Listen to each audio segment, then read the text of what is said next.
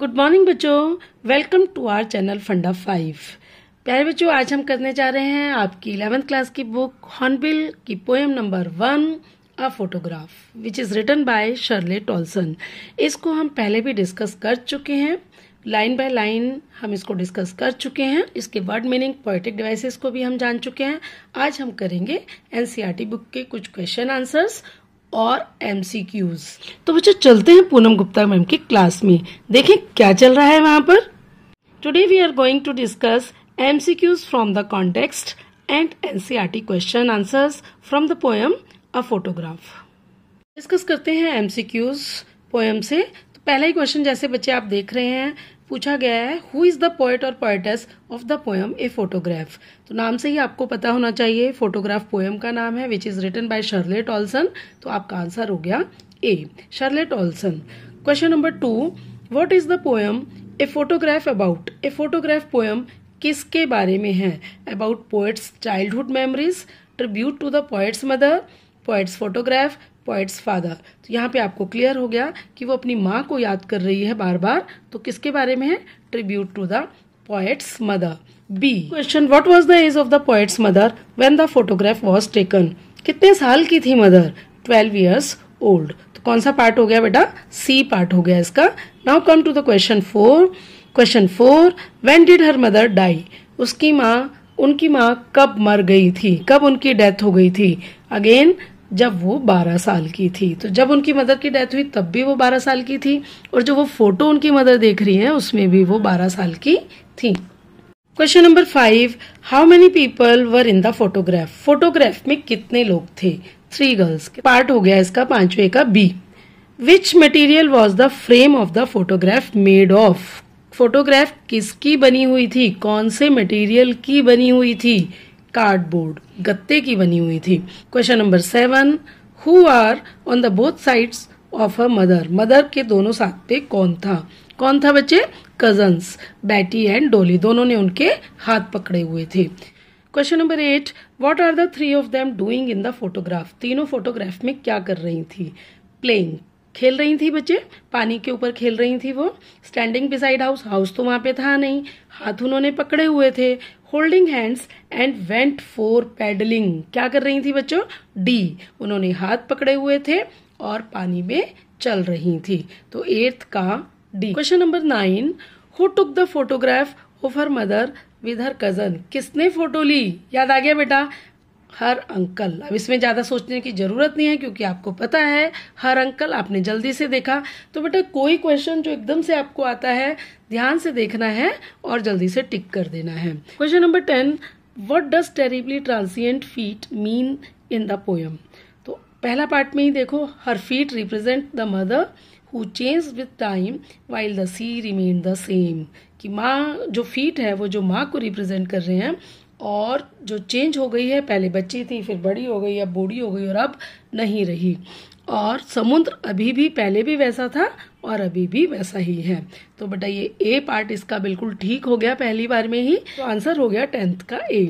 Come to the question 11, after how many years did her mother laugh on seeing the photograph. तो 23 years बाद वो उसको देख करके हंसी। ठीक है, now come to the question 12, What was the favorite memory of her mother? Mother की सबसे अच्छी मेमोरी कौन थी। कुछ बातें होती हैं जो हमारे साथ बचपन में होती हैं, हमें हमेशा याद रहती हैं। तो पोएट पूछ रहे हैं, यहाँ पे पूछा जा रहा है कि माँ की कौन सी अच्छी सबसे मेमोरी थी। बीच हॉलीडेज, छुट्टियों का वो बीच हॉलीडेज उनकी सबसे अच्छी मेमोरी थी। Question number 13, what was the favourite memory of the poet. Poet की सबसे अच्छी मेमोरी क्या थी। अगर आपको बच्चे याद हो, उसकी माँ फोटो देख के हंस रही थी, वो उसको सबसे अच्छी बात उसको अभी भी याद थी। तो देखो यहाँ पे कहीं लाफ्टर आ रहा है हर मदर्स लाफ्टर।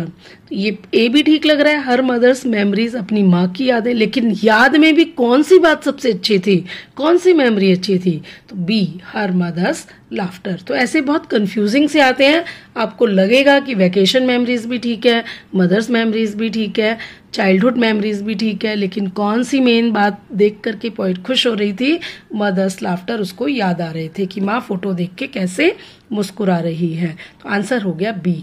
14th पर देखते हैं बेटा, what would the mother show to her daughter while showing her the photograph.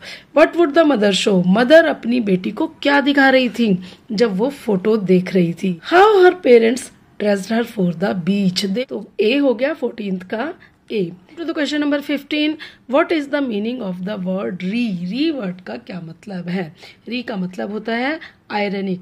Question number 16, what oxymoron literary device was used in the poem. कौन सा लिटरेरी डिवाइस यहाँ पे यूज किया गया है बच्चों, तो कौन सा है, लेबर्ड ईज। यहाँ जहाँ पे ऑक्सीमोरन होता है लिटरेरी डिवाइस जहाँ पर दोनों वर्ड का अलग अलग मतलब हो। ईज माने आराम से और लेबर्ड माने मेहनत करना, तो दोनों अपोजिट वर्ड हैं, तो ऐसे हम लिटरेरी डिवाइस को ऑक्सीमोरन बोलते हैं। तो क्या आंसर हो गया यहाँ पे 16 का डी।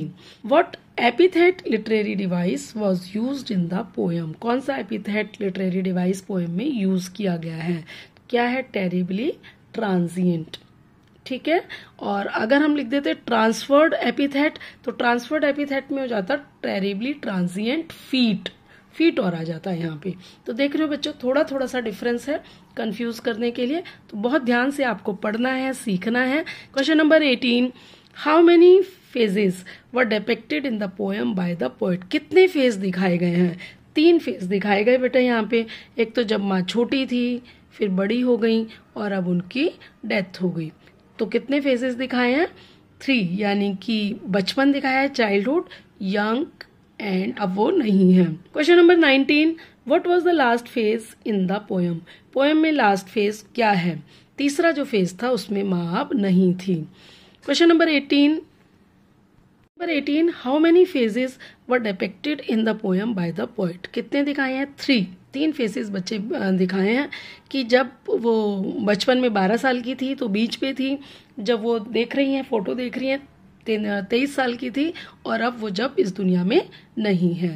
तो क्वेश्चन नंबर 19 देख लेते हैं, what was the last phase in the poem. Last phase क्या था, after her mother died, after she grown up, after the mother grown up, none of the above. Last में poem में mother नहीं थी, उनकी डेथ हो गई थी, तो 19 का A. Number 20, what does she feel in the last phase. Last phase में एंड में उसको कैसा लग रहा था, पेन एंड ग्रीफ, वो दुखी थी, दर्द में थी। ठीक है, nostalgic, happy and nostalgic, sad and nostalgic, pain and nostalgic, सब में एक एक वर्ड है। नॉस्टैल्जिक थी, लेकिन शुरू में जब वो अपनी बातें याद कर रही थी, अपनी माँ की यादों में खोई हुई थी, लेकिन बाद में वो उन्हीं यादों को याद करके दुखी हो रही थी। डिस्कस करते हैं एनसीईआरटी बुक के क्वेश्चन आंसर। क्वेश्चन नंबर 1 जो आपसे पूछा गया है, what does the word cardboard denote in the poem. Why has this word been used? इस वर्ड का क्यों इस्तेमाल किया गया। The word cardboard denotes the photograph pasted on a hard thick paper. क्योंकि एक मोटे थिक पेपर पे फोटो को पेस्ट किया गया था, तो वही कार्डबोर्ड दिखा रहा है। और ये इसलिए किया गया कि पास्ट में हम फोटोग्राफ को एक मोटे गत्ते पे चिपका देते थे और उसके ऊपर ग्लास का शीशा फ्रेम करा देते थे ताकि वो फोटो सुरक्षित रहे। ओके बेटा, now come to the question number 2। Question number 2, What has the camera captured? कैमरे ने क्या कैद किया। तो क्या कैद किया था, याद करो जल्दी से। The camera has captured the 3 girls. 3 लड़कियों की उसने फोटो ली। कौन कौन थी वो, The poet's mother and her 2 cousins. Okay, क्या नाम थे उनके कजन्स के, Betty and Dolly. In their swimming dresses with the poet's mother in the middle and the 2 cousins on either side holding her hands. Question number 3, what has not changed over the years? The sea has not changed over the years. Does this suggest something to you? क्या ये आपको कुछ बता रहा है, समझाना चाह रहा है? Yes, it suggests that the prominent features of the nature do not change much. Human beings come and go, but nature always remains. ये बता रहा है कि नेचर कभी चेंज नहीं होती, लेकिन मनुष्य, ह्यूमन बींग्स आते हैं, जन्म लेते हैं और वापस चले जाते हैं, यानी कि मर जाते हैं, but nature always remains. Nature हमेशा रहती है। Number 4, the poetess mother laughed at the snapshot. What did this laugh indicate? Poetess mother laughed looking at the snapshot. क्यों? Because suddenly she was reminded of her happy and carefree childhood days. क्योंकि अचानक उसे अपना बचपन का बीच holiday याद आता है और वो खुश हो जाती है और देख करके कि बचपन में वो कितने खुश थे और कितने केयरफुली थे. Question number 5, what is the meaning of the line both wry with the laboured ease of loss, कि इस लाइन का क्या मतलब है। तो the poetess is sad about the fact that her mother's laughter is history, कि उसकी माँ की जो हंसी है उसके लिए पास्ट हो गई, अब वो उसे दोबारा हंसते हुए नहीं देख सकती क्योंकि माँ अब नहीं है। Her mother feels the same for her childhood days, उसकी माँ को भी फोटो देख के यही लगता है कि उसका बचपन वापस नहीं आ सकता, कि उस समय वो कितने खुश थे, हैप्पी थे, केयर फ्री डेज थे वो कितने। The word wry here means disappointment, तो री का मतलब यहाँ पे है disappointment, ironic. Both of them are disappointed, दोनों ही निराश हैं, and dejected over their loss. Question number 6, what does this circumstance refer to, sir this circumstance का मतलब क्या है। तो this circumstance refers to the death of the mother of the poetess. तो यहाँ पर जो दिस सर्कमस्टांस है कि हालात, जैसे सर्कमस्टांसेस कैसे हैं, हालात कैसे हैं, तो यहाँ पर क्या है कि उनकी पोएट की मदर की डेथ हो गई है, वही ये बता रहे हैं circumstances. The happy and carefree girl seen in the photograph is no longer alive, कि जो फोटो में दिख रही है बहुत खुश और केयरफ्री बच्ची, वो आज दुनिया में नहीं है। The poetess could not help being sorry and sad to think of her mother, a objected person who is no longer alive. Question number 7, the 3 stanzas depict 3 different phases. बेटा पूरी पोएम को 3 पैरा में बांटा गया है, तो वो 3 stanza क्या हैं और वो 3 फेसेस को बता रहे हैं, तो बताइए कि वो फेसेस कौन से हैं। सर देखिए बेटा, the first stanza depict the happy and carefree days of the poetess mother when she was a young girl. तो पहला जो स्टैंजा वो दिखाता है कि जब उनकी माँ एक यंग गर्ल थी और कितनी वो खुश है और केयरफ्री डेज थे उनके, और कैसे वो छुट्टियां मना रही है। एक हैप्पी है और दूसरा यंग गर्ल पहले फेस में। दिस इज हर चाइल्डहुड, कौन सा फेज था ये, बचपन का फेज था। सेकेंड स्टैंजा क्या बताता है, डेपिक्ट्स द मिडिल एज, अब मिडिल एज हो गई है माँ। When the poetess mother has forgotten to laugh, अब माँ जो है उतने अच्छे से खुल के नहीं हंसती है, because of the depressing circumstances, उसके क्योंकि हालात हैं जो उसको डिप्रेस किए रखते हैं, परेशान कर देते हैं। तो उसमें वो दिखा रहा है कि यंग एज थी, इसमें अब मिडिल एज है, तब वो हैप्पी थी और अब वो हैप्पी नहीं है, डिप्रेस्ड है। And the last stanza depict a stage when the poetess mourns the loss of her mother in a symbolic way। जब लास्ट स्टेज में दिखाते हैं कि जब पोएटेस अपनी माँ के लिए दुखी हो रही है क्योंकि माँ अब इस दुनिया में नहीं है।